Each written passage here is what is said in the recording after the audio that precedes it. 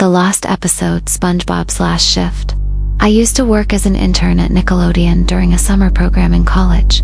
Most of the work was boring data entry, but one day, one of the archivists invited me into the basement vault to help sort and digitize some old tapes.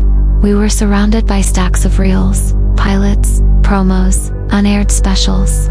Some were labeled, some weren't.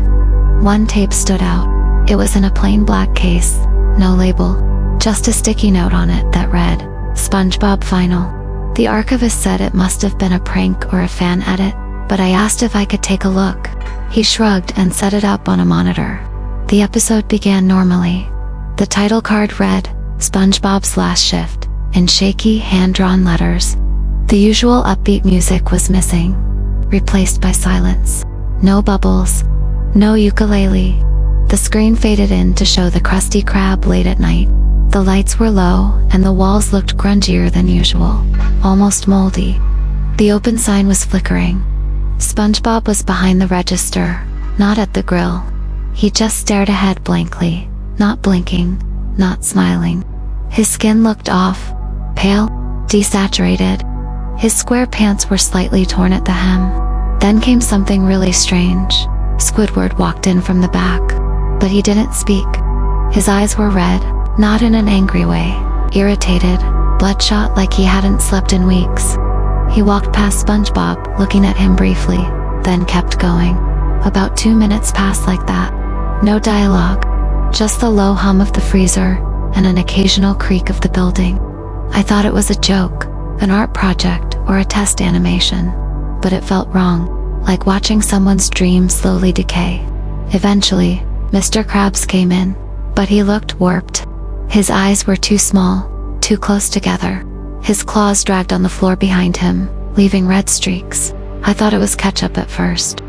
He walked to SpongeBob, leaned in, and whispered something that I couldn't make out. Then he dropped something on the counter. It was a Krabby Patty, but it was raw, bloody, still moving. SpongeBob didn't flinch. He picked it up with both hands, stared at it, and shoved the entire thing into his mouth. The chewing sounds were wet and too loud. No music, just that chewing. After that, the screen went black for 10 full seconds. When the picture returned, it was a static shot of SpongeBob's pineapple house. The camera slowly zoomed in, almost imperceptibly. As it got closer, you could see the windows were boarded up from the inside. There were scratches on the door. Something was breathing behind it. Shallow, rhythmic, fast. Cut to black again. Then, Patrick, he was floating in jellyfish fields. Not swimming, floating, like a corpse. His eyes were wide open, but his pupils were gone. Just empty white circles. Then he blinked. Cut again. Final scene, SpongeBob was back at the Krusty Krab, but the building was underwater in the wrong way, drowned, not submerged. The windows were broken. Seaweed drifted through the inside like it had been abandoned for decades. SpongeBob sat in the middle of the dining room, staring at the camera. His eyes were empty sockets now. He started laughing, quiet at first, then louder, more manic. But the laugh track never came. No music. Just SpongeBob's broken, glitchy voice looped. I'm ready. I'm ready. I'm ready. Only it slowed down each time.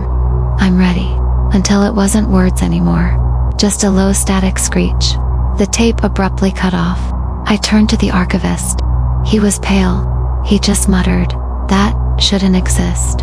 We tried to play it again, but the tape was blank, like it erased itself. I told a few people over the years, but no one believes me. They think it's a hoax or a dream. But every now and then, I still hear that voice, late at night when everything's quiet. I'm ready. But it doesn't sound like SpongeBob anymore. It sounds like something wearing his face. Title: The Deepest Depth. There's an old sailor's tale in Bikini Bottom. One most fish don't talk about anymore.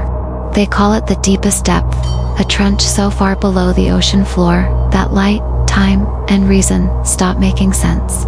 Nobody ever found it on a map, except SpongeBob did. It started with a journal.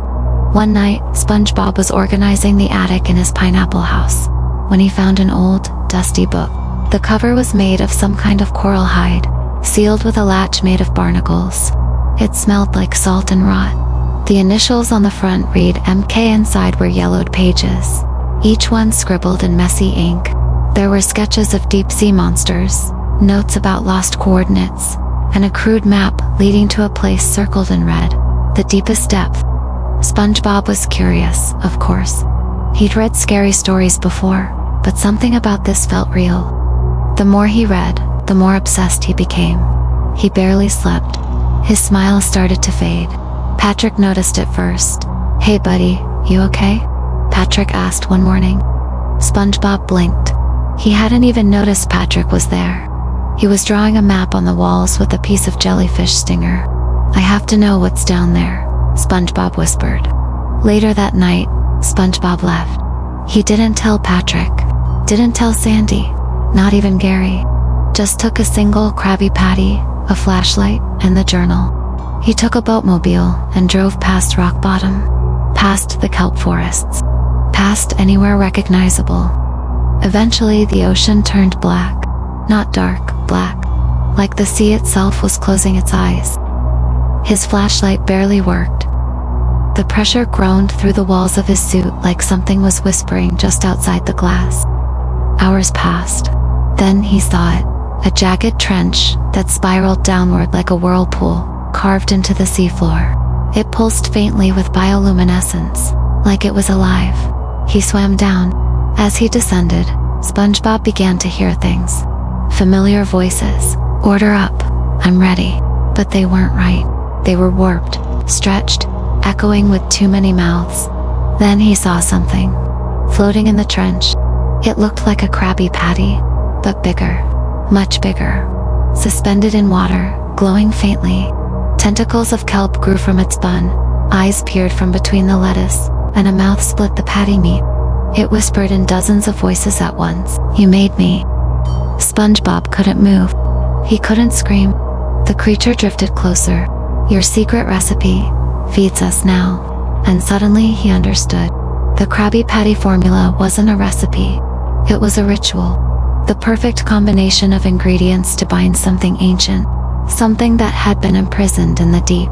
Every patty ever made had been a cage, holding pieces of it in place. But too many had been eaten. Too many cages broken, and now, it was waking up. SpongeBob tried to swim away, but the trench pulsed. The walls began to bleed brine.